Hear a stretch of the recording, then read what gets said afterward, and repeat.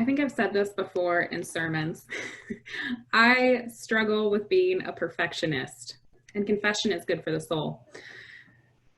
I like to make plans ahead of time. Plan A for what we expect to happen, and then plans B and C and D, because things never go according to plan. And needless to say, I am not a fan of uncertainty.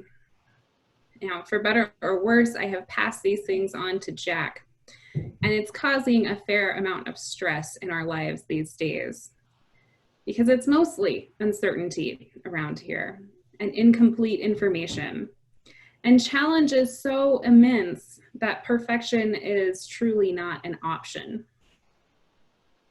Now, before pandemic times, long ago, I've been looking forward to this particular school year because Jack would be in full-time school for the first time, and we were moving Philip to 3-day preschool instead of 2-day preschool so that he would be ready for kindergarten in one more year. And I was supposed to have lots more time to work. Instead, we have yet another wave of grief from this pandemic, another array of bad options to choose between, limited options or no options at all, and more learning curves for technology, for managing more than we can manage. So I've read a few articles lately that are meant to help parents manage this distance learning, but they don't seem to me to touch the depth of the current struggle. Among other things, almost every article says, just lower your standards. Now, this is pretty much my least favorite parenting advice ever. It's in so many parenting advice articles. What does lowering your standards actually mean? I mean, I've been lowering my standards for a clean house for more than 6 years since Jack was born. And in March, when all of this was supposed to be temporary, we forgot about standards for everything. Cleaning, cooking, screen time, any standards we had left just went out the window. So I just want to give you an idea of what life is like over here right now. Before the pandemic hit, we had never bought Uncrustables. If you are not a parent to young children, Uncrustables are basically a frozen peanut butter and jelly sandwich without a crust. That's it. That's all they are. I don't have anything against them. I just was like, it's not that hard to make a peanut butter and jelly sandwich and cut the crust off. My kids have eaten Uncrustables multiple times in the last week alone, multiple times. It's totally fine. They love them. They're great. I don't know. They're better than what I can make. So anyway, my point is, if we're going to lower our standards, I need some more advice about what exactly else I can lower over here. Meanwhile, from a spiritual and theological perspective, I think what would be more useful is an abundant serving of grace from all sides. I would like this school year, the coming months, to be full of grace. Now, we just had some longer scripture readings this week, and each demonstrated grace in action in their own complex ways. In Genesis, Joseph extends forgiveness and grace to his brothers, who are completely at his mercy. They need food, and Joseph controls the food. They are foreigners in Egypt, where Joseph holds a powerful office. Joseph may be completely justified in returning harm for his brother's attempt on his life. They took away his freedom. They removed him from their family and all whom he loved. But in the long years between their treacherous actions and where we find Joseph in today's readings, Joseph has found love and forgiveness for them.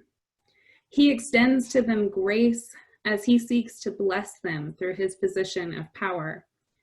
In tears and in embracing, Joseph repairs the breach between him and his brothers.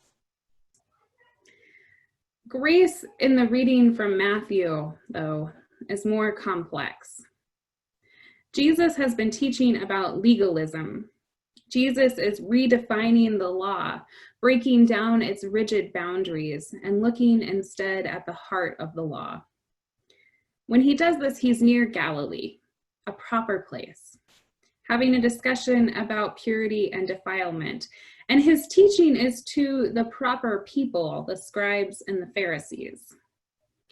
And yet he teaches that we must push past all the boundaries and redefine the limits of the law, look at the heart rather than outside tests and measures of purity. Jesus' teaching invites grace by inviting all into relationship with God.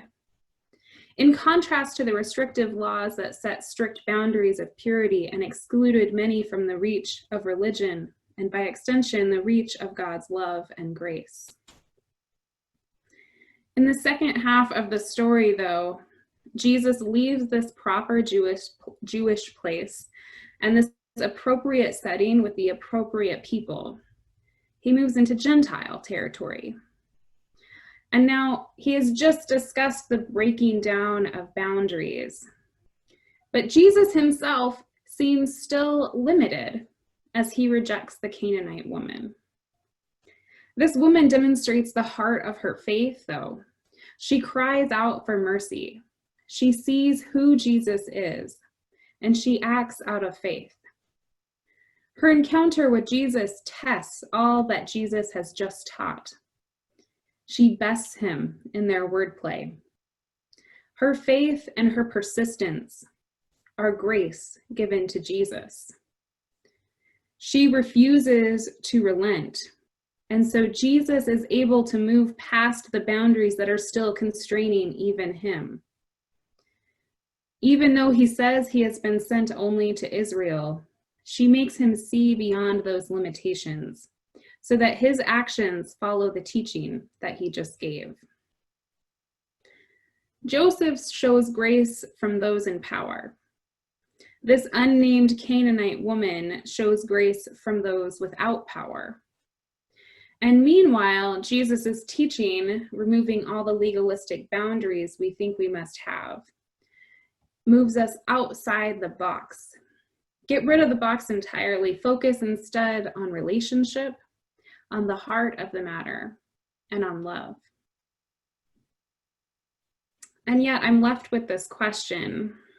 When Jesus himself fails, when Jesus himself seems in need of grace, I wonder how we can find grace for ourselves, grace for others, grace in the moment, in the daily and in the minutia, as well as grace in the bigger picture, in the major infractions like Joseph does. The grace in these stories shown by Joseph and the woman is not submission, not giving up. It is active and engaged. For Joseph, at least, this grace does not deplete him by giving it away. It is not a giving that drains the giver. The grace renews both the giver and the receiver.